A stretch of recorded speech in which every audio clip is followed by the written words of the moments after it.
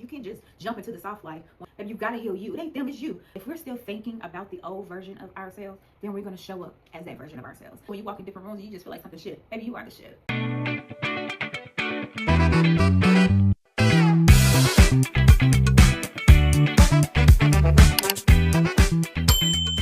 Welcome back to my channel. It's your girl Breka. Let's go ahead and discuss and dive into this. Why a lot of us don't feel or look like the version that we've been posting about, that we've been making affirmations about, and all the good things. Listen, we can't skip steps. Let's be real. We can't skip steps when it comes to embodying our higher version of ourselves. That's probably why you feel like you don't see her when you look in the mirror, or you don't feel her just on a day-to-day basis. Because honestly, you cannot skip steps to become a higher version of yourself. You can't just jump into the soft life one day and just like wake up and like, hey, I want the soft life. Today's the soft life. I mean, that's the mindset you want to have, but you got to do the healing so that it sticks. So let's talk about why skipping steps will not work, because it won't. Let's be real. You cannot affirm your way through this. You cannot fake it through this thing, because it's going to come back up in another form. Like, I don't know if you ever seen or heard or been in a situation where you're dating and it seems like you're just dating the same person. I know you'd have heard this, dating the same person just in a different body. Maybe you got to heal you. It ain't them, it's you. Because you got to heal you. You got to do the inner work so you can stop that pattern or that survival mode, or that trauma response that you're just used to. Like I said, again, you cannot affirmation your way through this, because you cannot skip the steps of discipline, boundaries, and emotional intelligence through this thing. All that healing has to be done. Let me give you an example. We always preaching, I'm guilty of this. I want the soft life. I want the soft life. I want the soft life. But we're still entertaining chaos that comes with our friends or our surroundings, or where we put ourselves in these environments. Now, if that's your soft life, then so be it. Or is it your trauma life? You got to take your picks, sis. Or let's not forget those poor money habits. Let's work on building our relationship with money. Have a good relationship with money so money comes to you easily. You have to have a good relationship with money. And again, it's like I'm talking in the mirror to myself, because these are some of the things I'm very well working on. It's not happening overnight. I'm building a new relationship with money, because I had a relationship with money, and let's just say poverty was at the top of it. Okay, I know we all have been in situations where our mama told us we ain't got McDonald's money and money don't grow on trees. That might be very true. We didn't have McDonald's money back then, and money didn't grow on trees. Well, technically it did kind of go on trees, but anyway, the concept behind that puts you in a poverty mindset, and whether we know it or not, subconsciously we operate like that. Like, money is scarcity. Like, we're gonna run out of it, and like we got a budget to keep it and having a savings account. But that's for another day when I talk about money for real, like really get into that thing. And then on top of that, you cannot aesthetic your way through these. Trust me, I tried to aesthetic my way through this. I bought all the cute cliche things in your houses, all of the hair, the makeup, all the nuances, all of that. I bought that. I fell into that trap of thinking this is aesthetically pleasing. I should feel it, and I would become or operate in my soft life. And it didn't work. It didn't work. Because let's be honest, the reason why that don't work, because you cannot aesthetic your way through this. You cannot aesthetic a cute outfit out of those wounds that we try to cover up with makeup and a cute outfit. It doesn't work that way, because all it's going to do, you're going to put a band-aid on, and of course it's going to bleed through. We all done heard these sayings, but I'm here to help us grow out of this. We cannot aesthetic our way. Remember that you cannot aesthetic your way out of this. Let's not forget, if we're still thinking about the old version of ourselves, then we're going to show up as that version of ourselves. Just like if you're constantly thinking about, especially this one, you are out here, body goals, you got your old picture from when you was in college or whenever you were what you consider your most fit time of your life, and you like, I'm getting back to that body. You have to remember what that body was going through at that time. Do you actually want to relive what that body was going through? Because at the end of the day, I feel like if you hear you're growing, or you have grown, or you have come to a realization that you need to grow, that body that you're trying to go back to, that person wasn't in the room or in the mindset of growing and wanting better for herself. Yes, the body is tea, but baby, it's time to embody the new body of yours, and however that looks, and fall in love with that. Because if you keep reminiscing on the old version of yourself, you're going to continue to show up as your old version of yourself. Because what else do you have in your mind, and that's giving off energy to the world and telling God, like, oh, okay, this is the version I want to be. Here we go. I'm embodying the old version, so keep sending me old crap. All right? You wonder why you gotta keep taking the trash out. I done talked all that trash. Let's get into how we really build this version of ourselves. let's just pin this. You go ahead and pin this, write this down. The thoughts that you hold 24/7 is what's going to make, shape you. How you walk, how you talk, how you carry yourself. The thoughts that you carry 24/7 is going to make you or break you. Remember that. Now that we got all that out the way and what's not clicking, Linda, let's get down to how we're going to build ourselves piece by piece, almost like Build-A-Bear. How we're going to put this stuff in and come out with this beautiful project, okay? So let's talk about some attributes and some characteristics that we do need to understand when we're embodying our higher version of ourselves. First things first is confidence. Confidence is built by the little wins. It's not built by feeling good just that one day.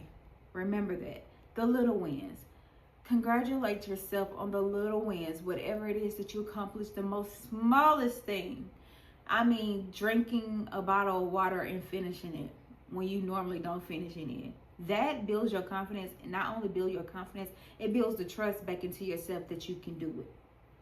Because at the end of the day, what confidence really is saying, you don't trust yourself. You don't trust yourself to complete something. You don't trust yourself to look this way without certain things, period. You don't trust yourself.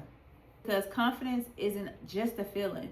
It's evidence of that. That's what I'm saying. Just as you drink that one bottle of water that you normally don't drink and you finish it, that's evidence that you can actually do it every single day. Like I said, it just shows that you can follow through and you have that receipt to go off on, that you can actually do this. Like, I drank that water last time. Let me see how many I can drink today.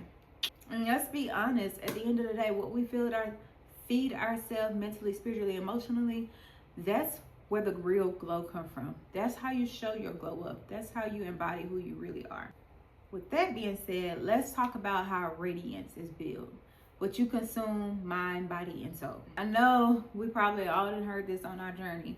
What you input into your body, whether that's food, gossip, TV, movies, whatever the case, the environment you're around, the conversations that you have, is what comes out. So if you feel like your life is trash, take a look around and see what you actually consuming when it comes to your health. I had to take a realization of what I was putting into my body, because I'm like, why I just cannot lose weight? I'm walking, I'm doing this, I'm doing that, but I still can't lose weight. And like they said, everything is built in the kitchen. It is. You have to know what you're putting in your body and make sure that it's good. Just because it say plant-based for some of us that's vegan doesn't mean it's good.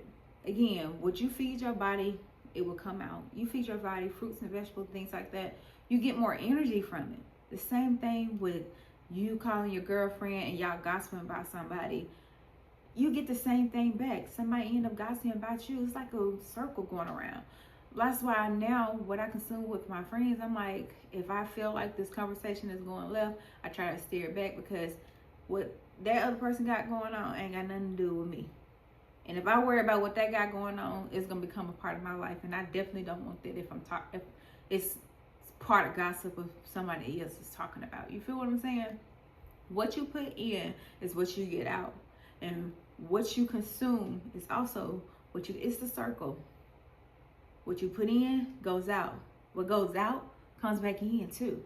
You got to remember that. You speaking negative about yourself, you speaking negative into the atmosphere, negativity is going to continue to come back, because that's all it hears. It's like negative, negative, negative.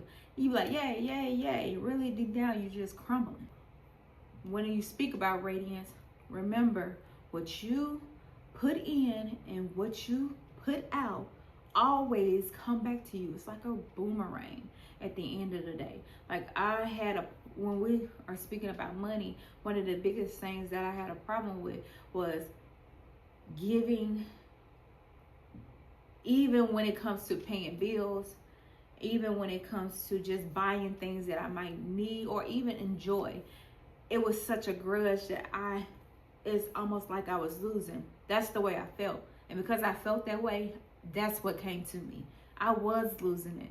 I did feel and see that emptiness in my account, versus giving and paying and doing things with an open heart, knowing that it's going to come back to me.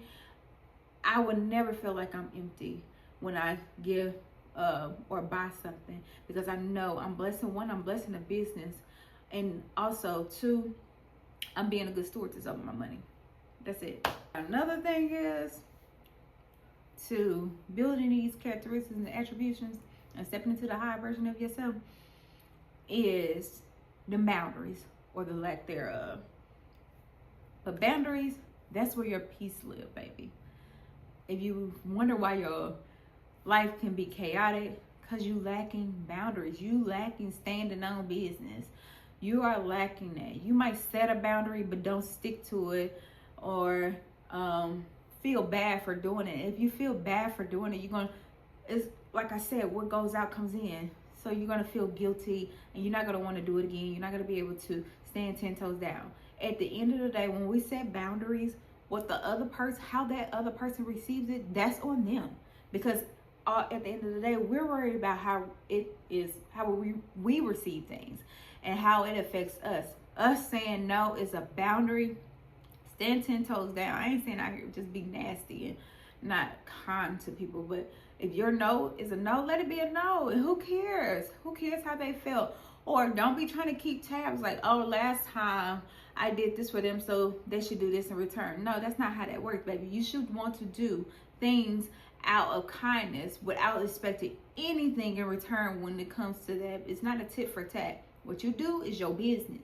How they receive it is their business, and let that be that. Be honest, if you don't set them boundaries, baby, it's going to show up. But when I say everything comes and goes, everything shows up. Everything has a place. So you don't set them boundaries, it's probably going to show up in your gut. It's probably going to show up in your skin. It's probably going to show up in some parts of your life, because it's going to, at the end of the day, turn into stress, because you're over here over processing things of how they might feel, or overstressing yourself because you didn't say no and you really wanted to say no. So now you frustrated and you mad that you had to do this, and you just go on and on and on.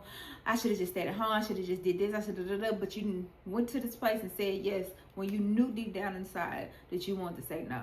Let me just tell you this at the same time. If you know you want to say no to something, go ahead and say no, because you showing up to that place and really not wanting to be there, your energy is going to speak for itself before you even say anything, no matter how cute or cute your outfit is, okay?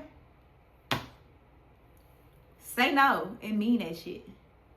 Another thing is self-respect. That's just a little quiet flex, but you know, everybody feels that when you walk in a room before you even have to say a word.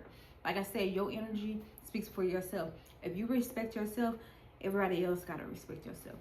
That means standing 10 toes down on them dang on boundaries. Because I know you heard treat others how you want to be treated. Now that one's a little tricky for me because I go deep into stuff. But you treat yourself with respect, other people will treat you with respect. But with that saying, treat others how you want to be treated, that can be a little tricky, because at the end of the day, what I believe is you cannot really treat everybody how you want to be treated, because the way we receive things are so different. So that's like, you have to get to know your friend or your partner, in my opinion, when it comes to treating them how they want to be treated. Yes, of course, treat them with kindness. Everybody can do that, and everybody wants to receive that. What I mean is, when you're treating them in regards to everyday life things, you cannot give someone a gift if their love language is words of affirmation. That gift is going to go out the window. That gift is going to sit and get dust on it, because that's just not their love language. That's why I mean that saying is a little tricky for me, because I don't want you to show up for me in the way you want to be showed up. That's great, but you might miss the mark, and we might clash, and you wonder why I feel like you're not a good friend or not a good spouse, because you're showing up how you want me to show up for you. But at the end of the day, another tricky side to that is you showing me again how you want me to treat you. However, you got to be able to turn that off and treat the other person how you want to be treated in regards to that as well. So it's like a give and take with it. So again, show the person how you want to be treated. Also, don't just stop there. Pay attention to them, what they're showing you, so you can show up in a way that they can actually receive it. Back to self-respect. Self-respect is something that, you know, you operate in, and it kind of all automatically just show up, and people just want to respect you or not respect you, or not respect you because of how you're treating yourself.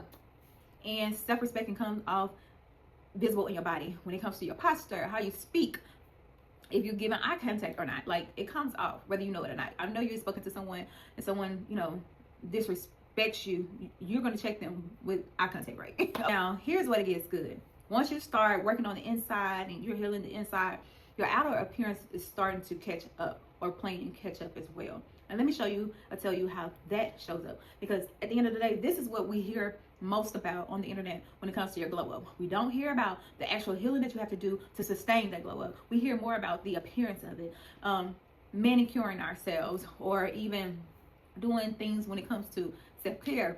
But let's talk about how that actually shows up. And like at the end of the day, when it comes to all of this, you wouldn't even realize it. Like, especially when you walk in different rooms, you just feel like something shit. Maybe you are the shit. Because at the end of the day, when you walk in that room, people feel your healed energy before you even open your mouth to say, hey, I've been working on myself. They're gonna see it. They're gonna feel it before you even open your mouth. And then you start getting people asking you, girl, what you been doing? What's been up? You look like you just got a glow about you. What's going on? And really, they really don't even know you've been doing all the inner work that it takes to sustain this glow up journey that they're seeing and witnessing and feeling. Like, in your body posture changes. Like you start standing taller, you start walking slower, and you walk with more attention. You do things more attention. And this comes from just self-trust, inner trust. You trust yourself more, things start to change. You walk taller with your chin held high, and it's not like you're looking down on anyone, but you just feel good about yourself. You're starting to trust yourself and understanding that I'm walking into a new purpose. I'm becoming a better version of myself. And let's be honest, I done said this 1,000 times. Your energy is going to show up before you do. Your energy is going to hit the room before you even hit the room with that cute outfit on, your hair done, your lashes popping, all the good things. Your energy is going to say something before you do. So if you come in with bad energy, it's going to speak. And I'm like, everybody going to be side-eyeing you, and all of a sudden, what they looking at? Why they looking at me like that? Baby, your energy. It ain't got nothing to do with nothing else but your energy that you came into that room about. You can walk in with sweat, your hair pulled back with a hat on, shades on, anything, all in disguise, but your energy is going to show up. And it can get out good energy if you're doing it in work. Because let's be honest, the clearer we feel, the more aligned we are, and the better we can show up as ourselves. So with that being said, I want you to go ahead and like, subscribe, and share this with a friend that really needs to hear this when it's building your characteristics, your attributes, and whatever it is that you are not seeing when it comes to becoming your higher version of them. And they just need a quick video to remind them, hey, sister girl, are you taking all the steps? Are you doing what you're supposed to be doing to embody the higher version of yourselves, and not just aesthetically or pleasing yourself through this journey, but actually doing the inner work? I want you to drop in the comments some of the things that you might be doing, or something that you find worthy of that contributes to your self-care journey or your glow up journey and becoming your higher version of yourselves. I want to hear from you. Whatever comments you might have, go ahead, drop a like and hit some comments in there. Until next time, I'm out. It's your girl, Breka.